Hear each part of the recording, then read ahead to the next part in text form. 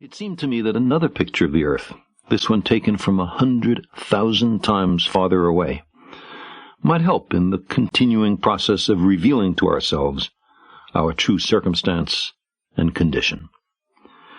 It had been well understood by the scientists and philosophers of classical antiquity that the earth was a mere point in a vast, encompassing cosmos. But no one had ever seen it as such.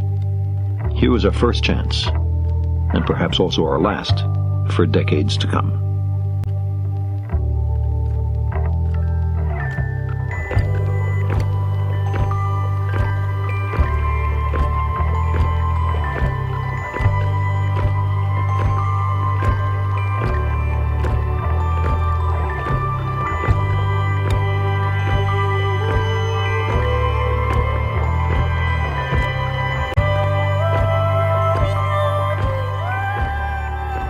From this distant vantage point, the earth might not seem of any particular interest. But for us, it's different. Consider again that dot. That's here. That's home. That's us. On it, everyone you love, everyone you know, everyone you ever heard of, every human being who ever was, lived out their lives. The aggregate of our joy and suffering, thousands of confident religions, ideologies, and economic doctrines, every hunter and forager, every hero and coward, every creator and destroyer of civilization, every king and peasant, every young couple in love, every mother and father, hopeful child, inventor and explorer, every teacher of morals, every corrupt politician, every superstar, every supreme leader, every saint and sinner in the history of our species lived there, on a mote of dust, suspended in a sunbeam. The earth is a very small stage in a vast cosmic arena.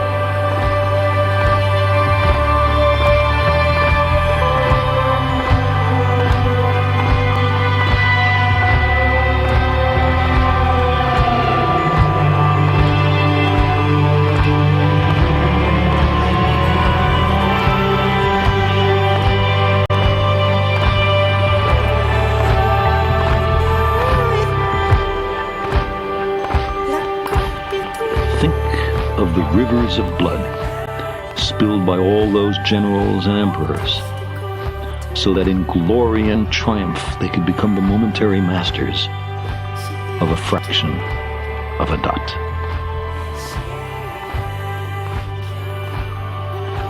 Think of the endless cruelties visited by the inhabitants of one corner of this pixel on the scarcely distinguishable inhabitants of some other corner.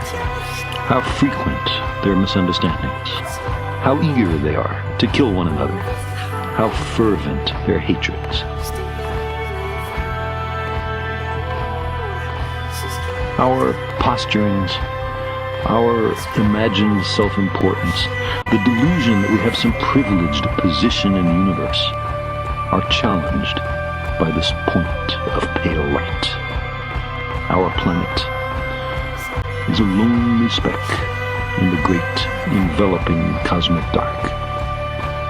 In our obscurity, in all this vastness, there is no hint that help will come from elsewhere to save us from ourselves. The earth is the only world known so far to harbor life. There is nowhere else, at least in the near future, to which our species could migrate. Visit? Yes. Settle? Not yet. Like it or not, for the moment, the earth is where we make our stand.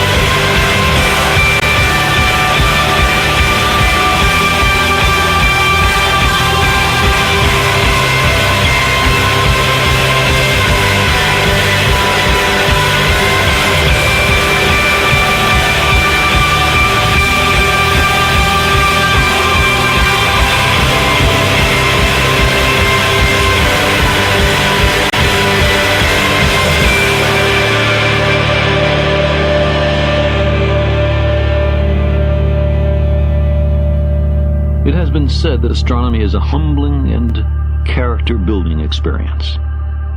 There is perhaps no better demonstration of the folly of human conceits than this distant image of our tiny world. To me, it underscores our responsibility to deal more kindly with one another and to preserve and cherish the pale blue dot, the only home we've ever known.